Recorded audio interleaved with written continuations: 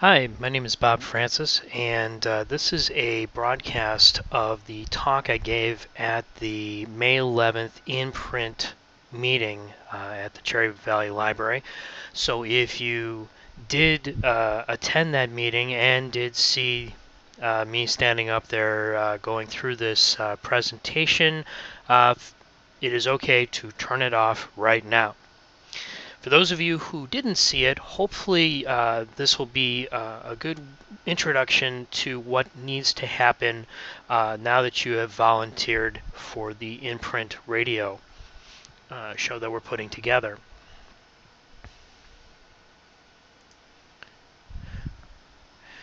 So when you signed up to be a volunteer for the in-print radio show, I asked what aspects of the show would you be interested in? Would you be interested in technical, being an interviewer, being a guest, reading your work, or reading someone else's work? And so we'll be going through all of those aspects, and what I expect you to do, give you some samples to hopefully start getting through the practical matter of actually doing our first interviews and our first shows. So let me show you where this is and what we've been asked to do.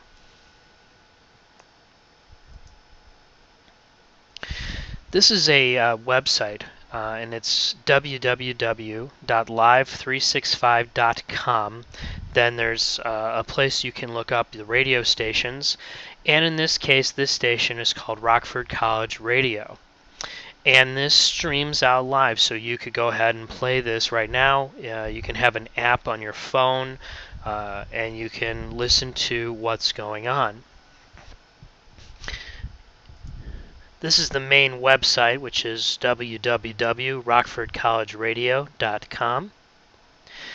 And we can look at the schedule here. What we're going to do is have a show. There we go. Sometime we'll have an hour-long show sometime in this area that we'll be having a show about writing. That has been what we've been asked to do. It has to do with writing. And other than that, anything goes. And so we'll have a show that'll show up somewhere in here. Then we'll be listed here and have a home page. You can click for podcasts because once our show has aired in the day part, so if we're Saturday at 2 o'clock in the afternoon, after that, then it'll show up in the list of available podcasts.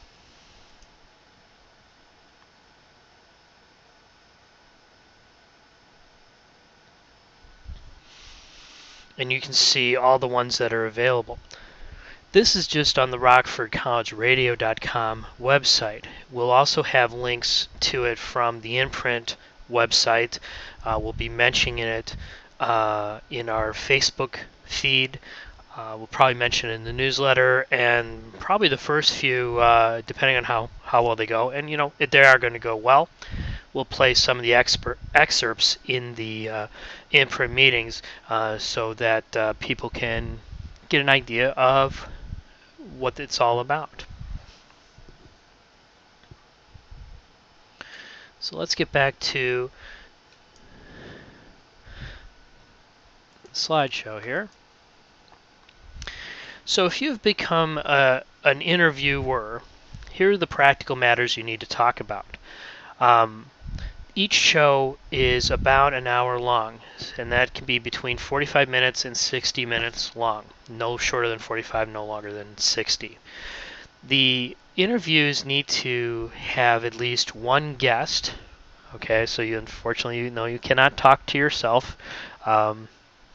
You can have a maximum of 4 guests, and the maximum there is just because that happens to be the number of microphones I own. The interviews should be 15 minutes at minimum, okay? Because like I said, each show has to be at least 45 minutes long, and so What I need to do from a practical situation as the producer of the show, I need to take a 15-minute interview and locate other people who have done other shorter interviews and combine them together to make one show. And the less I have to do that, the happier I will be. Um, and believe me, it isn't that hard to do a 15-minute interview. Um, when I was practicing this with my son, who is 13 years old, with very little preparation, in fact, none of the stuff that I'm going to talk about throughout this slideshow presentation, he managed to just talk to me and interview me for about 35 minutes. So I offer that as, it's okay. You'll be able to get through this. And towards that end, you may find somebody who is very, very interesting. If so, you don't have to cut the interview short. Talk to them as long as possible, as long as they're interesting and they've got things to say. I have plenty of space on my computer's hard drive to record the interview. What we'll do is we'll cut it in pieces so that it's a 2-part show, 3-part show, 27-part show, whatever it ends up being.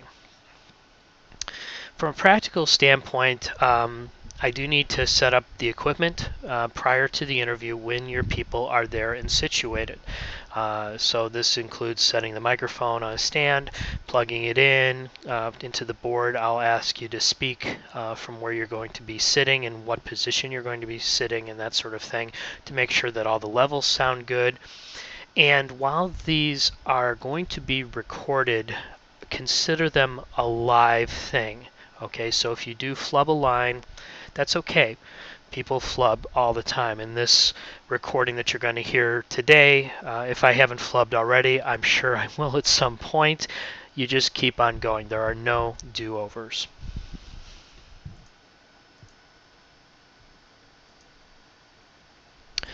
So let's get into the practical matters of being an interviewer. Step 1, find someone to interview. Okay? Hopefully this is the obvious. But above and beyond finding somebody that's interesting and is interested to talk to you, we also have to figure out when and where the interview can be held. And this has to be confirmed with the producer, me, because I have the equipment. I have to be able to set up someplace. The where has to have electricity. I do have an extension cord, so I do need access to an outlet somewhere. A small table that can fit a laptop and a small box about 1 foot square. So it doesn't have to be a large table, but I do need something to set it up. It does have to be somewhere reasonably quiet. I would not recommend recording outside because of wind. But if you wanted to record somewhere like a restaurant, just make sure it's a bad restaurant with really bad service, because we don't want to be interrupted. That is probably more important than the quiet, how quiet a place is. We don't want people interrupting from outside and stopping the flow of the interview. If you want to do these in your own home and you have a family or spouse, kids, a dog, whatever, before we do the interview, it'd be a good idea for them to all, go get ice cream or something for a couple of hours while we interview your guest. The second thing is once we've figured out this is who I'm going to talk to, it's a good idea to know your subject. Be able to talk to them about the things that you want to talk about their writing. Read their writing, read their book, their articles, their blog postings, whatever that they have, to make sure that you're familiar with it, and write down questions as you go through. I recommend using index cards, but whatever makes sense for you, and plan to have about 1 question per minute.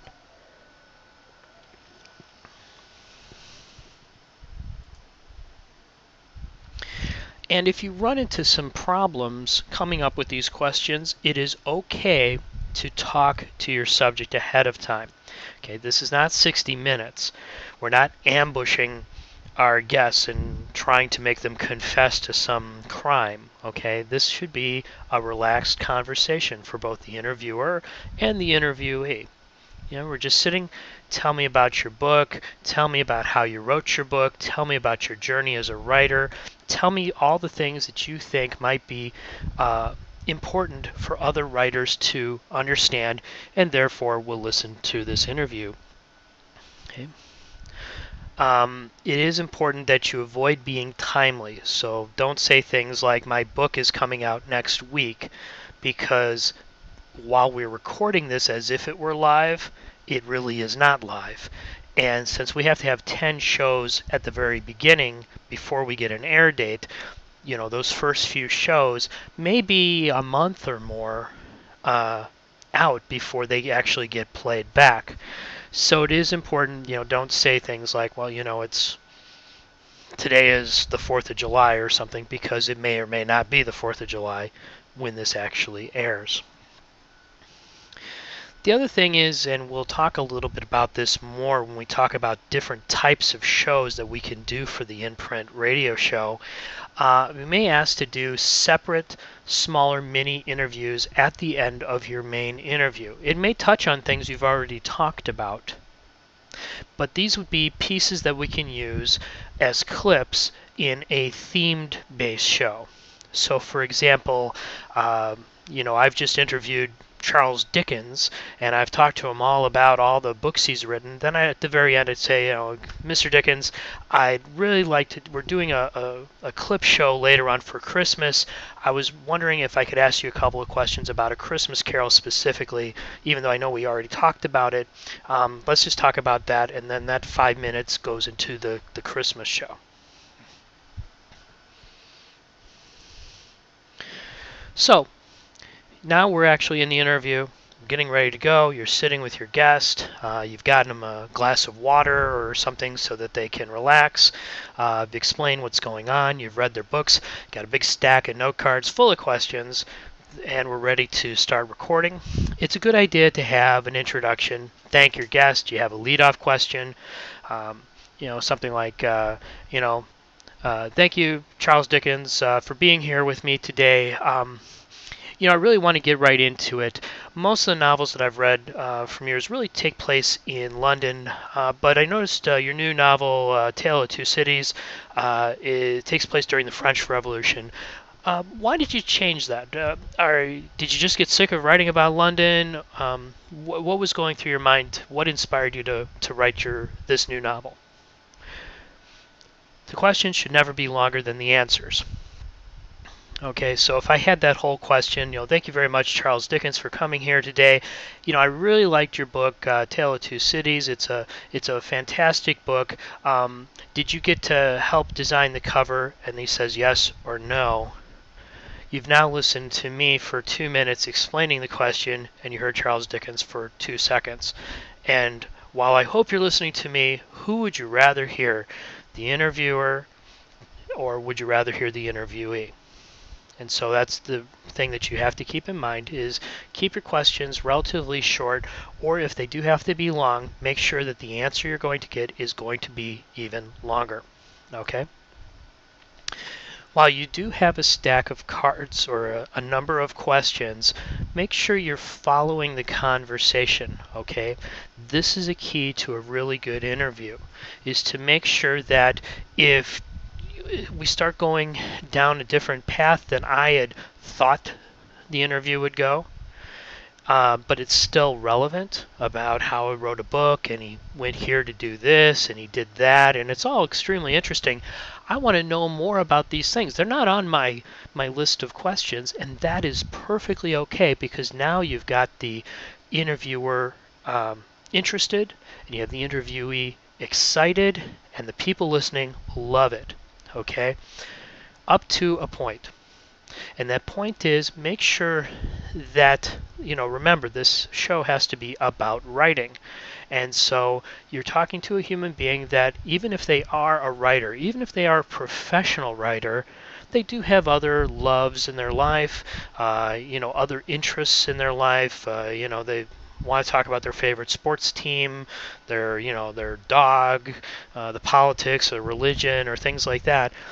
That's fine if it has something to do with their writing. If it does not, then it's really important to say, well, that's very interesting. I'd like to get back on track and talk about where do you think writing, where do you think a writer's place is in changing society, and then get back into where you're going.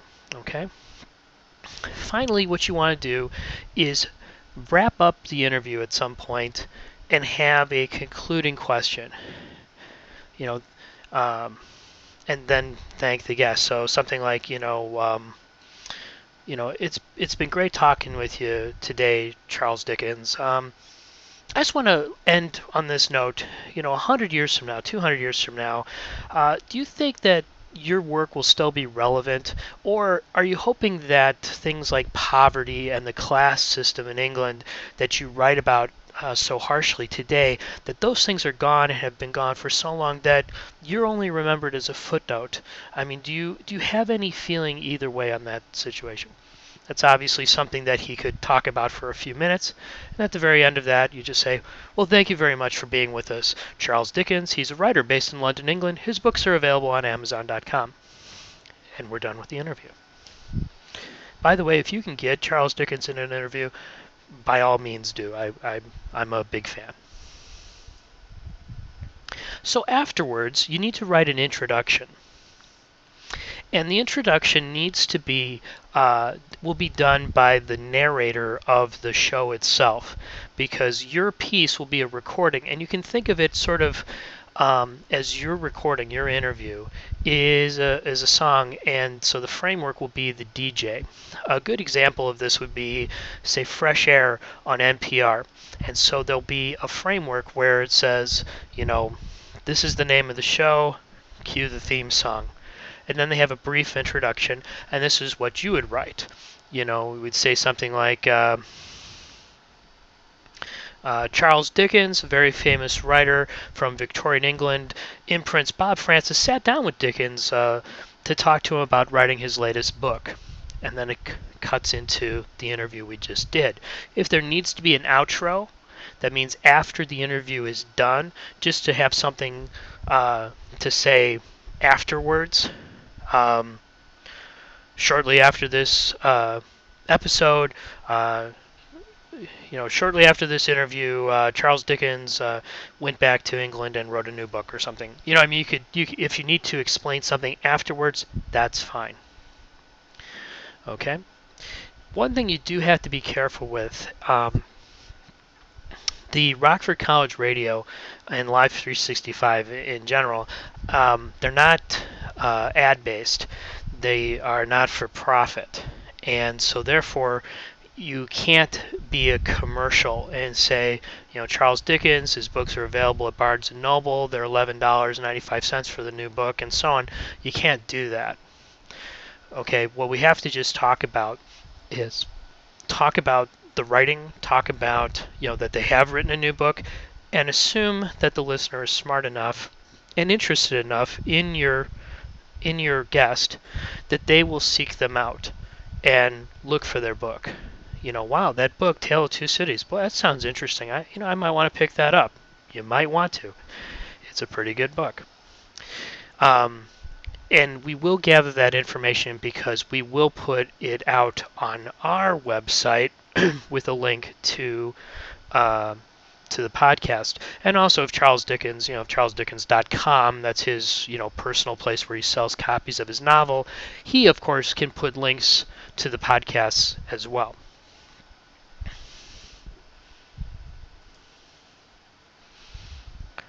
So let's turn the tables. Okay, we've talked about being a good interviewer. Now let's talk about being a good interviewee. Okay, how to be a good guest. It is totally okay to help the interviewer out. Okay, it is totally okay to talk to them ahead of time. The only thing that I would suggest is that you do not absolutely practice the entire interview. You can think about the questions you're going to answer, but don't say them word for word, and whatever you do, please don't write anything down because it'll sound very forced and flat. If you have a copy of your book or your articles, whatever you have, it's okay to give that stuff to the interviewer ahead of time so they can offer it. If you have certain points you'd like to cover or certain anecdotes that you'd like to tell, you've just written this great memoir and you really think the strongest piece is your childhood growing up in, war-torn England. Great. Mention that. Say, I really have a lot of good stories that I can tell. Most are in the book, but, I have a few that I want to talk about. Be sure to bring that up. They may or may not get to it, but you've at least given them the choice and the understanding that, oh, yeah, that's good information to know. Let me steer the conversation that way. Are there excerpts of your book or your articles that would help start or end an interview, or things that would lend themselves to certain points? Make sure you have those bookmarked in your book when you have a chance to read. It's really important that when you're speaking in this, that you should smile. Okay? And see if you can hear the difference between these two. Thank you, Charles Dickens, for being here. Thank you, Charles Dickens, for being here. If you could hear the difference, I was smiling in one and not smiling in the other. And I'll bet you could hear the difference, and if you know which way I went. I'm not going to tell you, by the way. Also, make sure, as a guest, be a guest with interesting things to say. Do not be a commercial. Okay? Again, like I just reiterated with the interviewer, we'll get that information about your website. We'll get that information so you can have a link, and we'll be in touch when it becomes a podcast or it's actually going to be aired, so you can update your own social media and things like that to make sure people are listening. But we'll be driving you to them based on how interesting you are and the things you have to say. Okay, so this is a chance to sell yourself, and by selling yourself as a writer, it will hopefully sell your book or make you more saleable as an author. Okay. So now let's talk a little bit about reading on the air. Okay. If you're the writer, I need you to provide 2 copies of your work. Okay, one for the person reading it. If that's you, fine. If it's somebody else, you have a copy for them. And you also have to have one for the producer. Okay, you have to provide an introduction and an optional outro. Again, this is for the framework of the show to say, it's Halloween, and what better way to start with a spooky story? In Prince, Bob Francis has this spooky tale, and then we cut into it. Now, as a reader, it's a good idea to prepare the text to make sure, what words am I going to stress? Where am I going to be able to take a breath? Are there loud sections? Are there quiet sections? Is there music and sound effects? If so, where do they go? Okay, and let me show you. I took a piece of one of the stories I wrote. This is just a quick at the very top. And so you can see I marked it all up, and there's a very good reason for a lot of this. I'll get into the sound effects and the music in a little bit more detail later. But basically I have it started with the dogs, and then there's a double line. That tells me that that's a good place for me to take a breath. And if you don't denote these throughout your writing, you may find yourself talking and talking and talking and talking and talking and talking and talking and talking, and all of a sudden you have to go and then you can keep on going, and that point may be somewhere where you don't want it to be. Okay, so in this case I could say it started with the dogs. Hopefully you wouldn't breathe that hard into the microphone, but you get the idea. The words I have underlined, those are the ones that I'm going to put a little bit more stress in. The next night, it was quiet, as opposed to the next night, it was quiet. I have a line on top tying these words together. So if you play music, for example, those are like three notes you try to play together. Same idea. So I wouldn't say every dog in Forest Glen Estates. This is the name of where the characters live, so it's all together. Every dog in Forest Glen Estates howled away into the wee hours the night of the 12th. The next night it was quiet. So it gives you an idea of how you should be reading, what the flow of it is, because you may not know what the flow is just by looking at this in straight paragraph format. Okay? And the flow is extremely important for when you're doing narration. For the other pieces, it started with the dogs. I felt that I needed a sound effect, and I wanted a sound effect of dogs barking at night. So you get this idea that you can hear these dogs barking in the background, and then I describe what's going on. And then by here out, I'd completely fade it out because the next night it was quiet, right?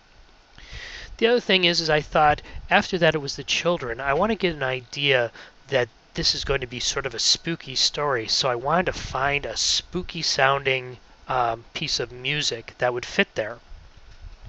And so I'll show you where you find these and how you write them down a little bit later in the presentation. Move that off.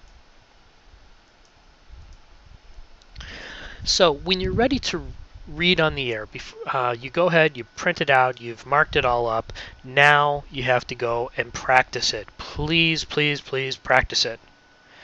Okay? Practice sitting versus standing. Personally, I think it sounds better if you're standing up. Okay? To a point, you can walk a little bit.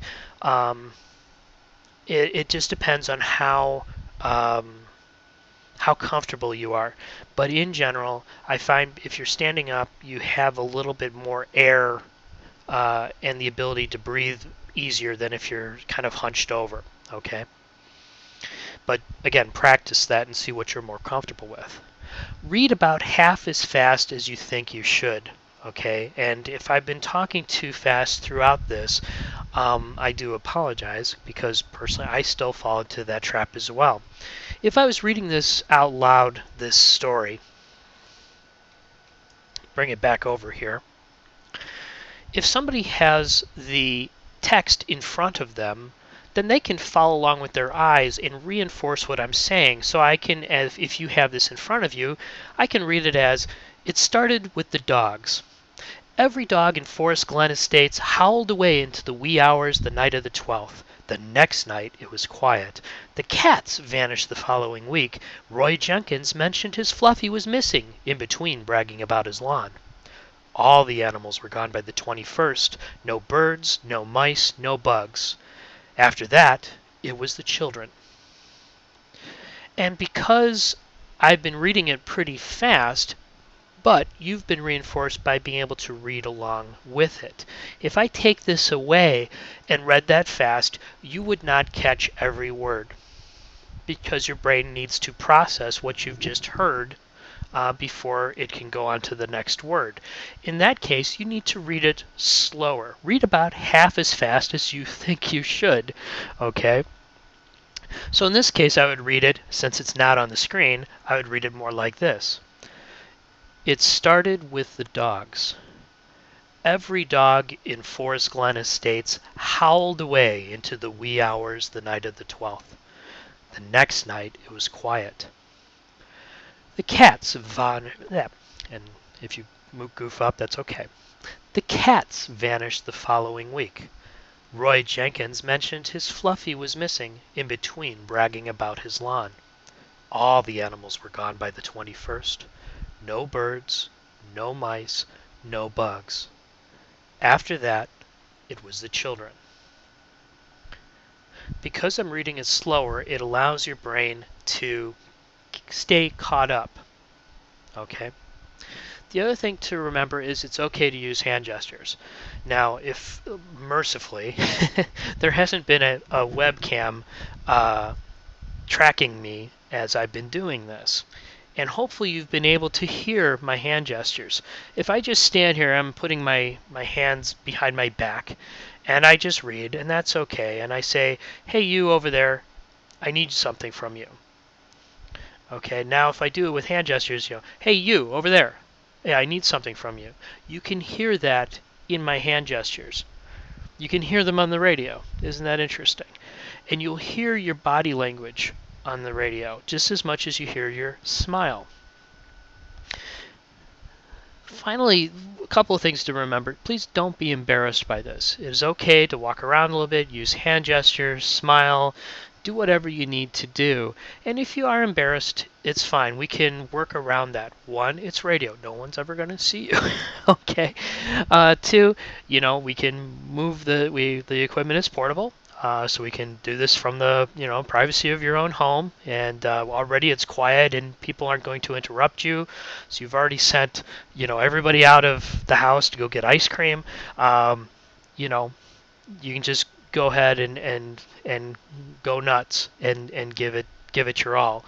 We probably if you want we can wire up your bathroom and run the cable under the door and shut the door.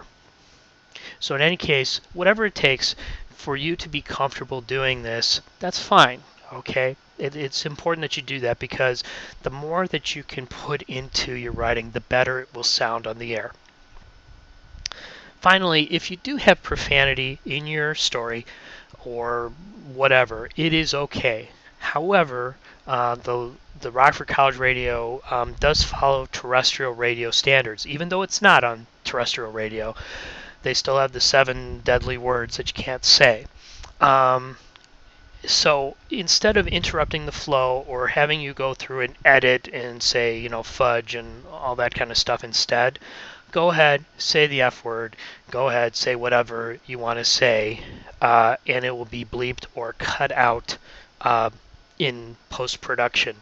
Because we are recording this, so I'll go through and find where you said the F word, and I'll cut out the part of it so that we will not bother anybody about it. And that way we can have these links and we don't have to worry about having links to it on the imprint site where somebody younger might get it and people would be mad.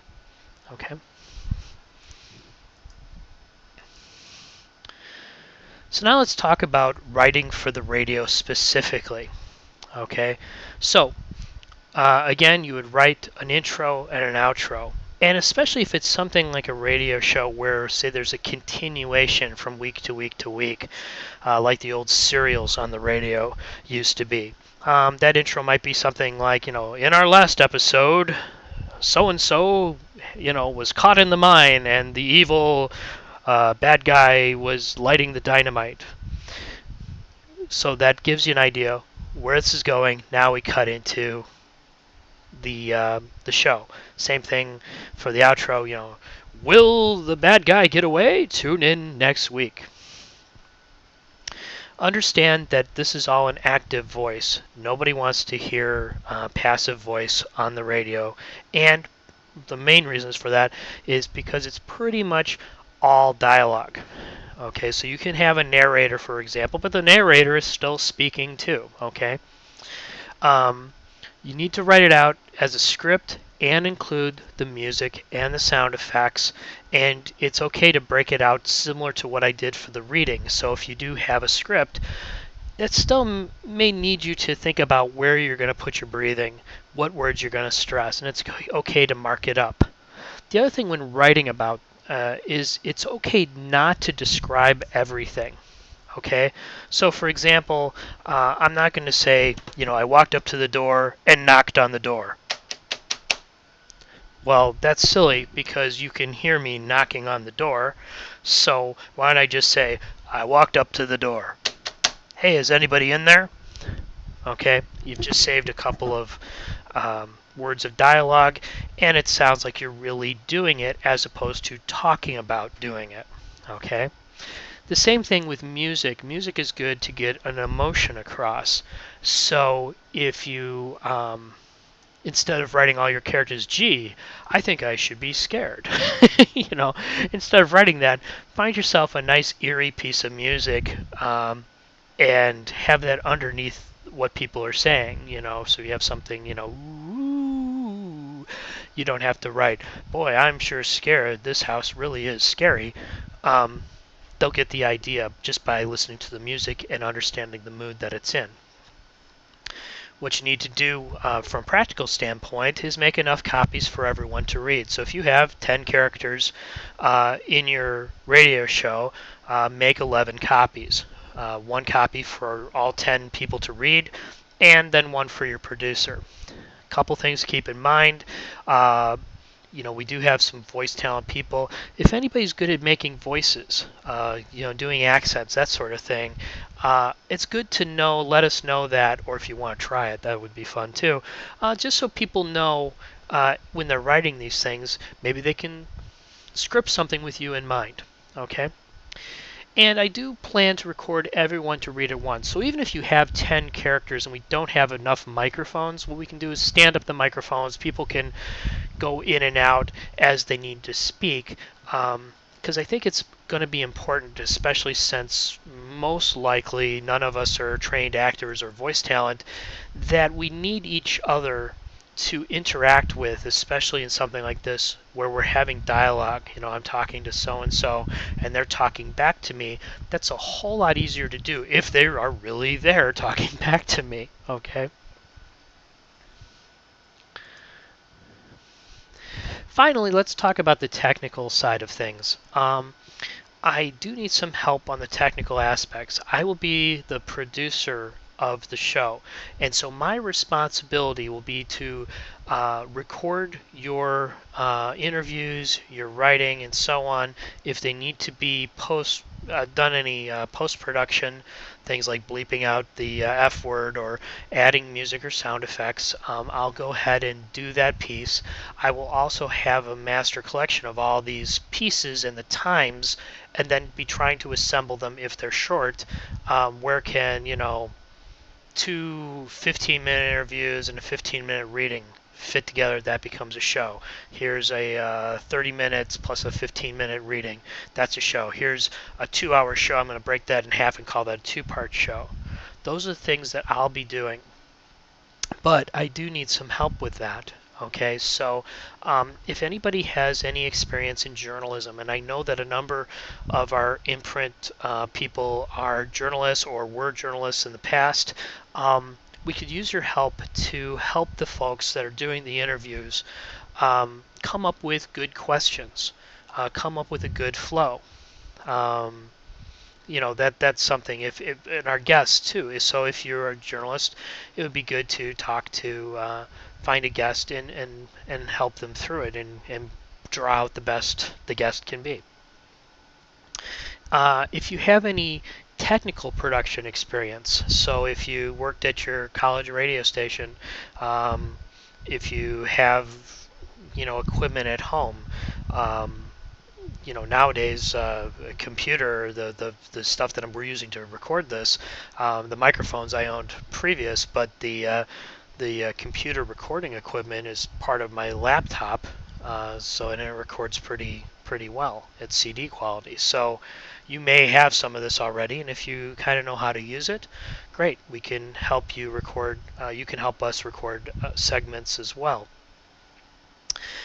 To get the stuff going to the WRCR studio, that's part of the producer's job too. Basically, once I have this 45 to 60 minute file, okay, this WAV file or MP3 sound file, what I need to do is go over to WRCR Studios and put it into their computer system so that it shows up on the schedule correctly, and it will be aired, Saturday at 2 o'clock, and then it will be converted into a podcast. Right now, I don't know how to do that.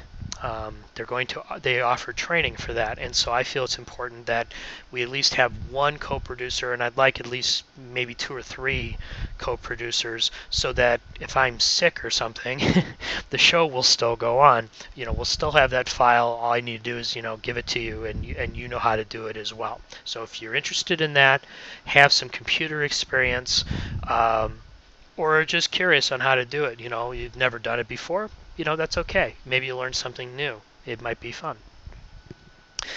Finally, if you are interested in this, but you feel that, boy, I really don't feel comfortable interviewing anybody. I haven't really written anything good enough to be a guest. My opinion, I don't think I'd be a good guest. I stumble a lot like I am right now, and so I don't think I could read anything, and I really don't want anybody reading my stuff because I'd feel embarrassed. And technical, I look at a computer and a blue screens. Guess what? There's still a place for you at the radio show if you want to help volunteer, because we do need people skills to help with behind the scenes. Just for things like helping out with interviews, calling around, organizing things. Where are good places that we can conduct these interviews? Hey, I live just down the street from the library. I can go over there and sign up the thing, because you have to sign up in person. For me, I live in Belvedere and I have to drive all the way to Cherry Valley to sign up. Maybe you live closer. Maybe you know of a good restaurant where they have really bad service and they never come to the table, but there's a plug right underneath the booth. We can plug in there and do an interview there. Might be fun.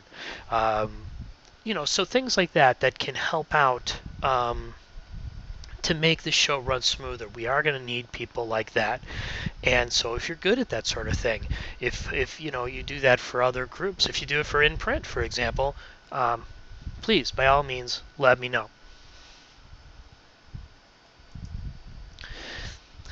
What we've been talking about up to this point, I think, are going to be the types of shows we're going to do at the get-go.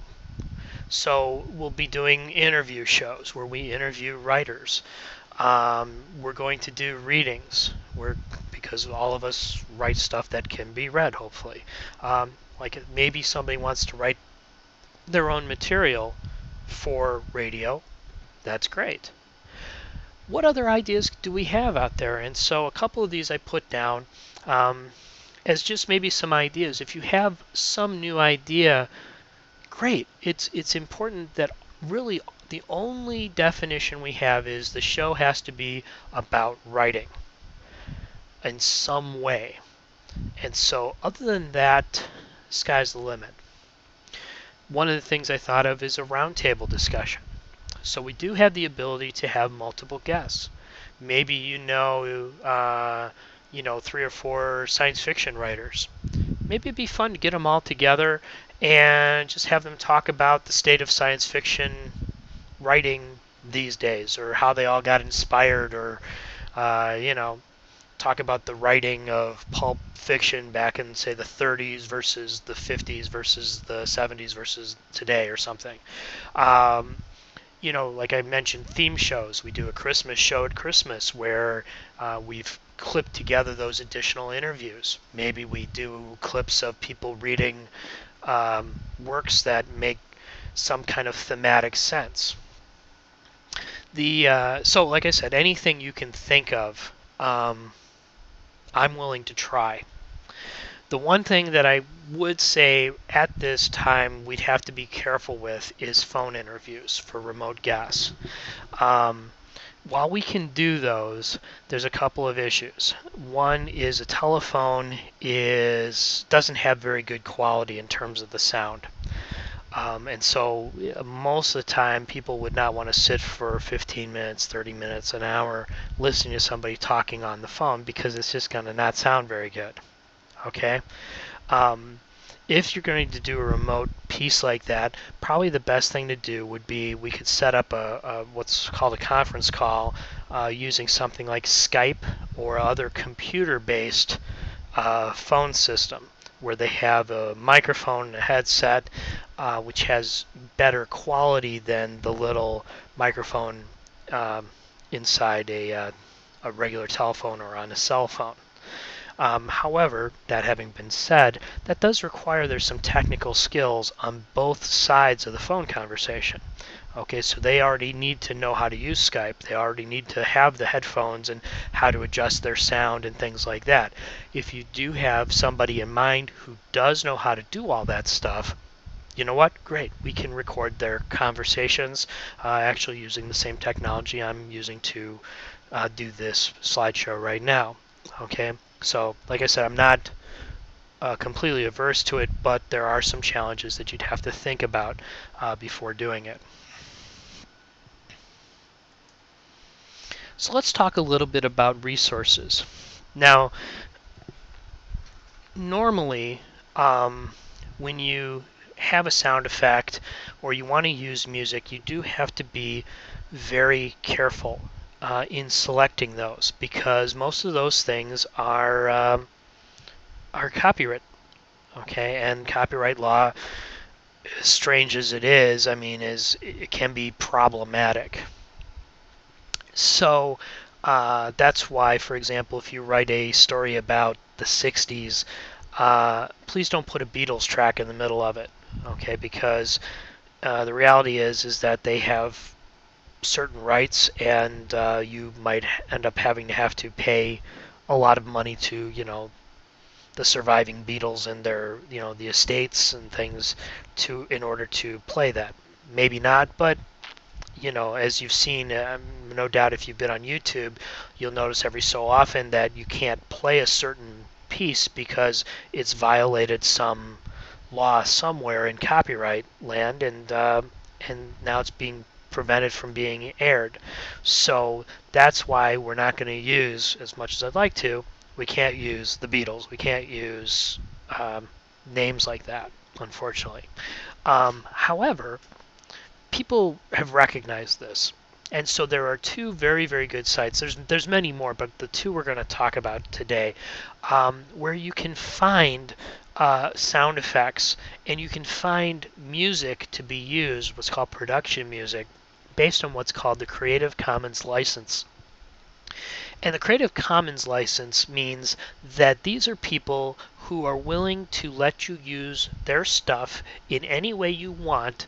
The only thing you have to do is write down the name of the piece, who did it, and we have to mention them in the credits.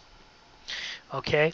The two sites that we're talking about is the freesound.org, and that's primarily sound effects. And so let me bring that up.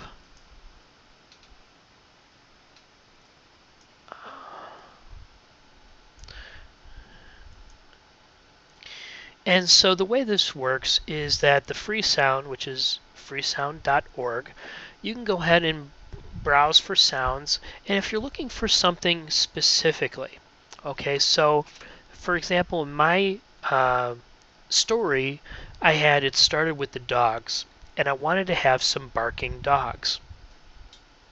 So I can type in the search, barking dogs.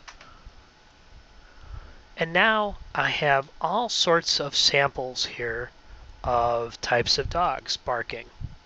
And so I can just test and see what they sound like.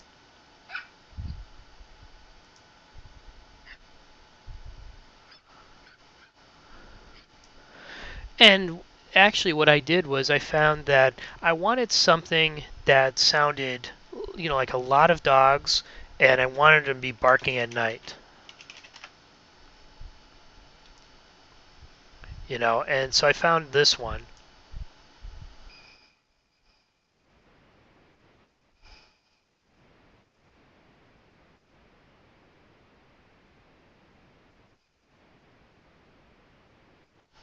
And so when I found that one, what I did was I made a note of what name it was, and the person, believe it or not, their name is E330. Okay? And so when I put this into my piece, I said, okay, number one is from freesound.org. Here's the name of the file, and it should go right before I start talking. So you'll hear that woof, woof, woof, woof, woof, and then you'd hear me saying it started with the dogs. The same thing with the music. Now the music is available. There's a site called Incompetech. And if you select on royalty-free music, and then we can do a full search. And they're based on genre. So if you're writing a horror story, perhaps you look under horror. You can look under a type of feel, for example. If you want a mysterious feel, go ahead and search by feel and see what comes up. And there's all these different ones that may be mysterious, and then they kind of explain it a little bit. So you could say, okay, this one's more action oriented, let's play it.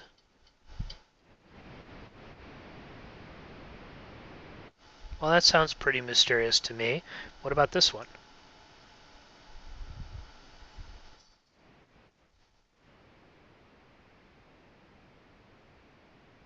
Yeah, that sounds pretty mysterious too, in a different way. And so you can go through and figure out which one fits your needs. And so, let's see, I found a piece called Measured Paces. And so this is what I had in mind, and I wrote it down here. You know, it started with the dogs. That's where my number one is, where it's going to play this Night Dogs from Freesound. And after that, it was the children, and that's where I would like you to start putting in measured paces. So if I say, all the animals were gone by the 21st. No birds, no mice, no bugs. And after that, it was the children.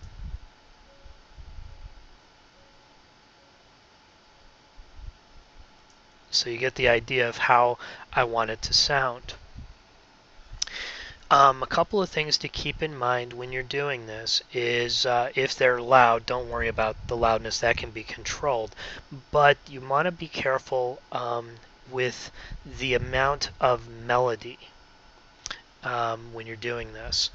What that means is if it has a really driving melody, that's going to act like a voice, and it can be competing with your own voice. So you don't want to have that to talk over.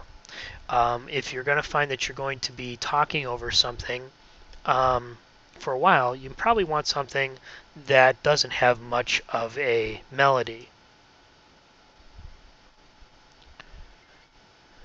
So like this might be a little bit hard to talk to because it's really, it's really a hard thing to talk over because it's da da da da da da da da. That sounds like a voice. It's competing.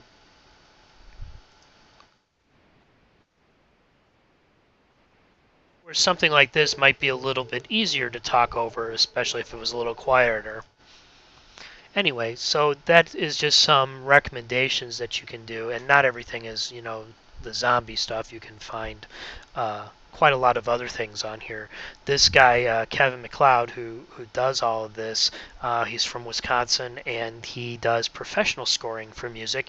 And when he's done with them, he puts them out here, and there's about 1,000 right now, and he's adding new ones usually about once every week or so of new pieces of production music. So this is a really good resource.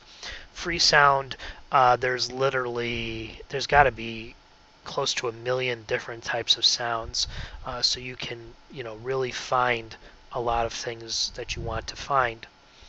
And it's also interesting, you may find it interesting from a technical perspective of how they put them together. If you click on these, it will actually give you more information of what they did to make the sound. And so if you look up something like, monster, for example, most likely they didn't find a real monster because for some reason they're actually kind of scarce in reality and they don't like to be recorded. So you can actually read how they got these different sounds. Yikes. So you can go in here and say, well, that's actually this guy's voice. He pitch shifted it, which he meant he turned it really low, and apparently he did some other stuff with it. And, gives you an idea of what it sounds like and how it works. And again, we just need to know what it's called so I can locate it when I'm doing it, the production of it. And you can just write down, here's the website. It was called Measured Paces. This one was Free Sound, and it was called this, Night Dogs. And that's where I'll know where to put them and what to download and so on.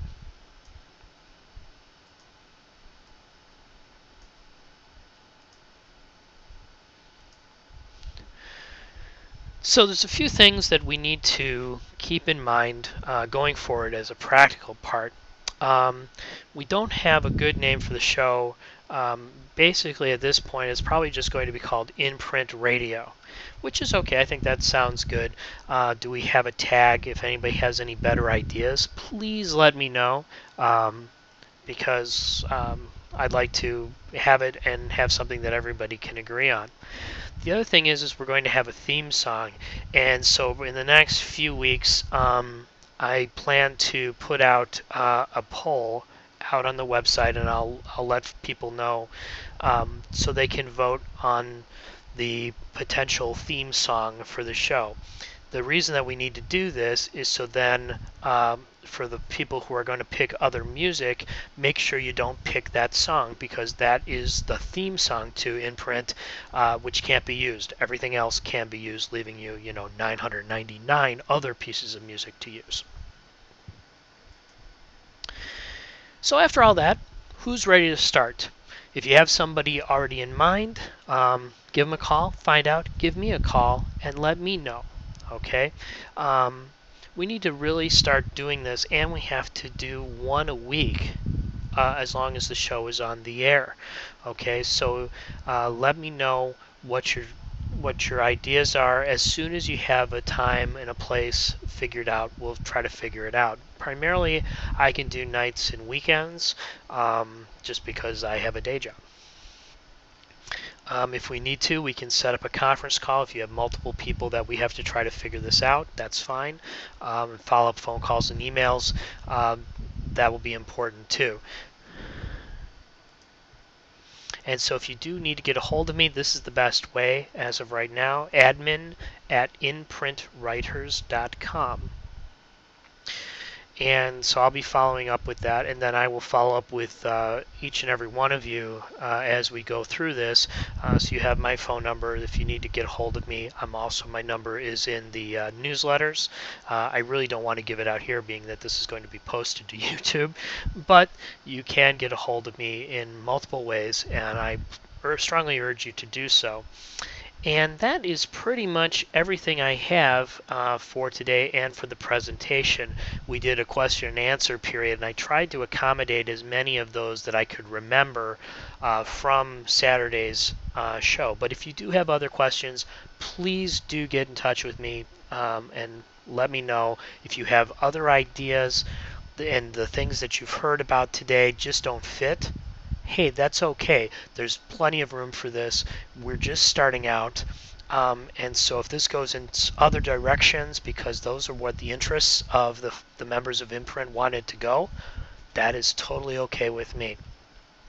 So I'm looking very forward to this, and I know a number of you are excited, and I hope you're excited about this as well. And I really think this is going to be a positive experience, no matter how you are involved. If you're an interviewer, it'll help you organize your thoughts, help you maybe do more research for a piece that you yourself are going to be writing. If you're a guest, if you can do a good hour on In Print, imagine how great you're going to sound when you get on NPR or other shows. If you write for the radio or if you read for the radio, that opens up a lot of markets, right? If you're technical, they're always looking for technical stuff. That's especially in this day and age. If you know how to use a computer or things like that, you're going to use it for something.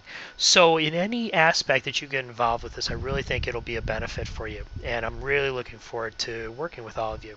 So from that, please turn this off and get going, get writing, go find your interviews, go be your guests, and so on. And I'll talk to you soon. Thanks. Bye-bye.